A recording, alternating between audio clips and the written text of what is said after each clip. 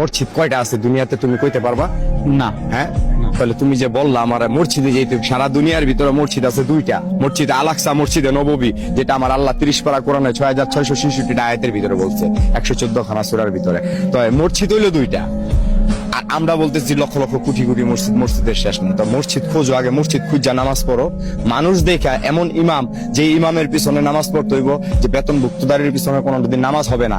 আল্লাহ বলছে যে আলিফ লাম মিম যালিকাল কিতাবু লা রাইবা ফিহি হুদাল লিল মুত্তাকিন, কোরআনে কোনো ভুল ত্রুটি নাই। তা আমরা এই কোরআন বিকৃতি করে খাইতেছি কেন? খাইতেছি আমিও তো মানুষ, তুমিও মানুষ, আমি তো তোমার ডিস্টার্ব করি না। আমি একটুখানি গাঁজা খাই দেখি এই জন্য আমি তোমার কাছে খারাপ, কিন্তু যারা এরকম হাজার হাজার কোটি কোটি টাকার পাহাড় নিয়ে ঘুরতেছে, কালো টাকার পাহাড় নিয়ে ঘুরতেছে, তারা কি করতেছে? ও আমরা এখন রাস্তাঘাটে থাকি দেখে আমাদের কিছু নাই দেখে এই জন্য এরকম নাকি?